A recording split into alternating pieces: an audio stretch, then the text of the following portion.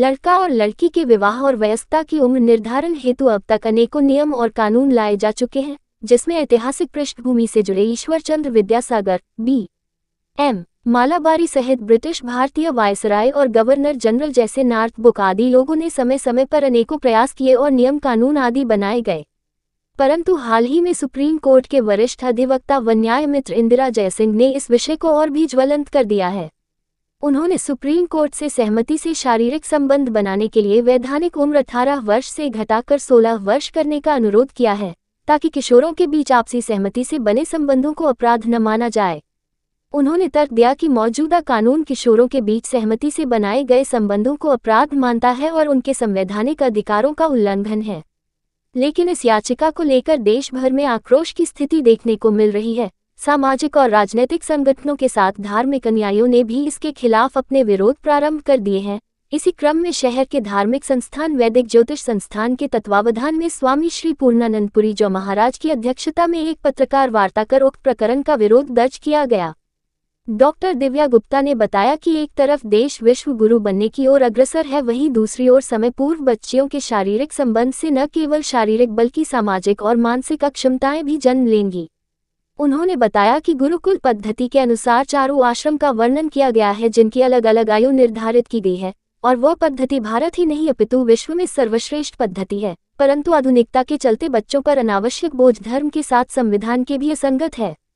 वार्ता में उपस्थित एडवोकेट सौरभ अग्रवाल ने भी वरिष्ठ अधिवक्ता के कोर्ट में किए गए इस अनुरोध का विरोध करते हुए कहा कि विज्ञान भी जहां कम उम्र में गर्भ धारण को लेकर शारीरिक विकृति को प्रमाणित कर चुकी है, तो ऐसे में विवाह की आयु में कमी करना आने वाली पीढ़ी के लिए घातक हो सकती है। वार्ता में उपस्थित आचार्य गौरव शास्त्री, अनिल तिवारी, ज्ञानेंद्र मिश्रा, पुष्पेंद्र सिंह, दीप सक्सेना, इशु कुमार, विकास शर्मा, A.K. त्रिपाठी, मृत्युंजय शर्मा सहित अन्य लोगों ने भी अपने अपने विचार प्रस्तुत कर विरोध प्रकट किया।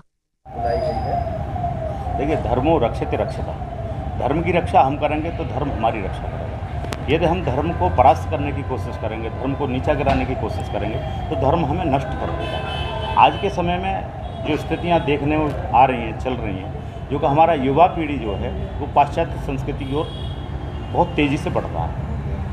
संस्कारों की कमी कह सकते हैं, आध्यात्मिकता की कमी कह सकते हैं, सद्गुरुओं की कमी कह सकते हैं, और हमारे धर्म ग्रंथों को न पढ़ना भी उसका कह सकते हैं, या उसमें बड़ा सहयोग कह सकते हैं कि सोशल मीडिया।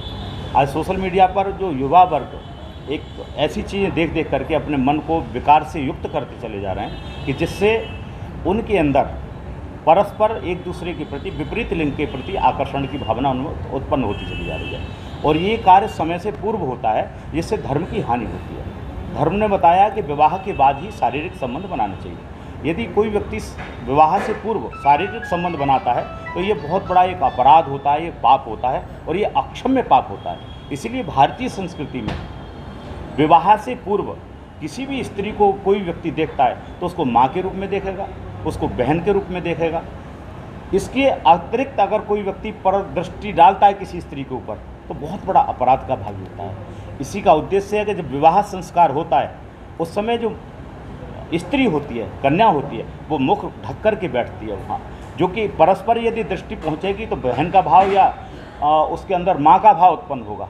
जब वो वर देखता है कि जब उसका सौमंगलीकरण कर देता है, जब उसके सिंदूर लगा देता है, तब उसका हस्त ग्रहण, पाणिक ग्रहण करता है, उस समय वो पत्नी के रूप में जब चेहरा देखता है तो वो पत्नी रूप में स्वीकार करता है। आज हम लोग क्या कर रहे हैं कि अवस्था हुई नहीं, उससे पहले लिविंग में रहना पसंद कर रहे हैं। जो भारतीय संस्कृति कभी इसको स्वीकार नहीं करती थी, आज जो पाश्चात्य संस्कृति है लिविंग में रहने की, उसको आज हम युवा वर्ग स्वीकार कर रहे हैं। उसमें भी शासन, प्रशासन, न्यायालय भी उसका साथ दे रहे हैं, और जो अपने आप को कथित समाज से भी कह रहे हैं वो लोग भी उसमें सहयोग कर रहे हैं। जैसे कि अभी एक संज्ञान में आया, हमारे एडवोकेट सौरभ अग्रवाल जी के द्वारा एक संज्ञान में आई बात कि अब तक 18 वर्ष की अवस्था को वयस्क अवस्था माना गया है, किंतु किसी ने सुप्रीम कोर्ट में याचिका डाली है कि उस 18 वर्ष की अवस्था को कम करके 16 वर्ष कर दी जाए।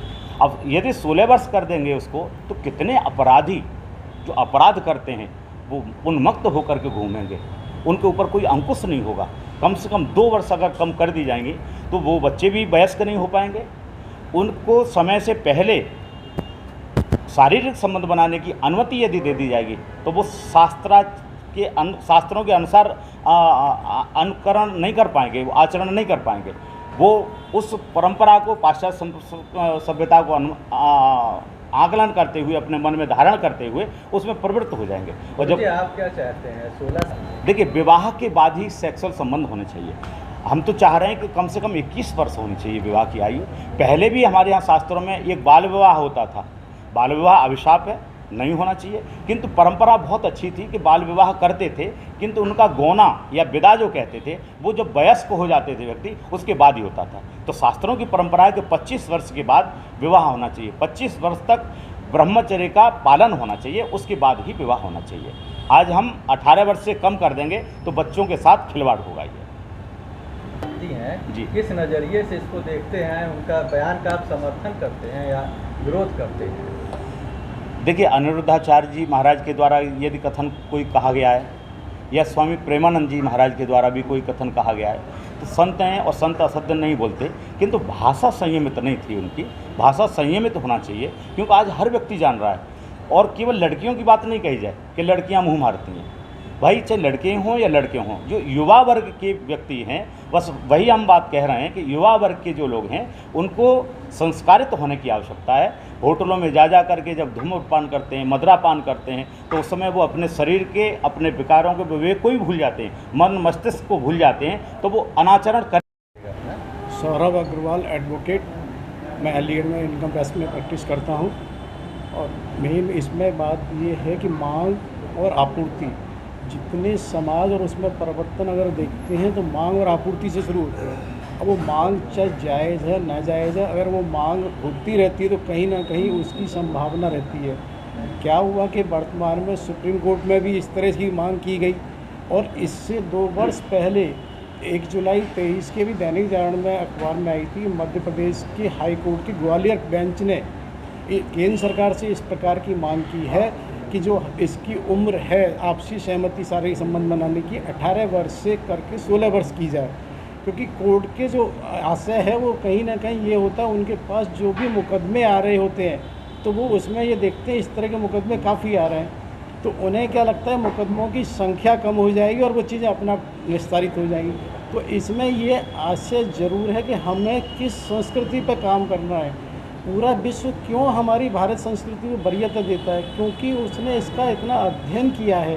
हमारे जो शास्त्र हैं वो ऐसे नहीं बने हैं किसी एक व्यक्ति के द्वारा नहीं, हर शास्त्र के हर उसको एक एक श्लोक और एक एक उसको देखें तो बहुत सारी रिसर्च का नतीजा है। और इस रिसर्च के नतीजे को ऐसे इसीलिए वो लोग जब समझते हैं तो उन्हें लगता है कि हाँ वाकई भारत विश्व गुरु है।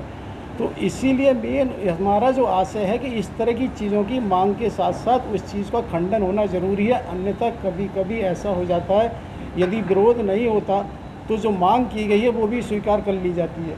अब ये किसी भी तरह से नहीं है, क्योंकि अगर इनको अपराध कम करने हैं तो अपराध कम करने के लिए बहुत ज़रूरी होता है आशय। किसी भी अपराध के लिए intention is the most important in any crime. तो उस आशय पे काम करना ज़रूरी है, और आशय पे काम करने के लिए स्वतः पे काम करना ज़रूरी है। क्योंकि हर व्यक्ति स्वयं में ये जानता है कि वो कहाँ पर झूठ बोल रहा है और कहाँ पर झूठ नहीं बोल रहा है। और ये निश्चित सी बात है, जहाँ पर स्वतः प्रणाली है। अगर हम एक मिनट ये देखें, महाराष्ट्र में भी अगर शनि मंदिर है वहाँ पर ये कहते हैं किसी भी तरह की कोई वो नहीं है, क्योंकि व्यक्ति ने स्वयं पर अपना अंकुश लगाया हुआ है। हो क्या रहा है कि हम कितने भी नियम कानून कार्यालय पुलिस चौकी बना लें, ये व्यक्ति की सोच को नहीं बदल सकते हैं। और हमें आवश्यकता उस सोच पर काम करने की है, जिसको हम इंटेंशन भी कहते हैं।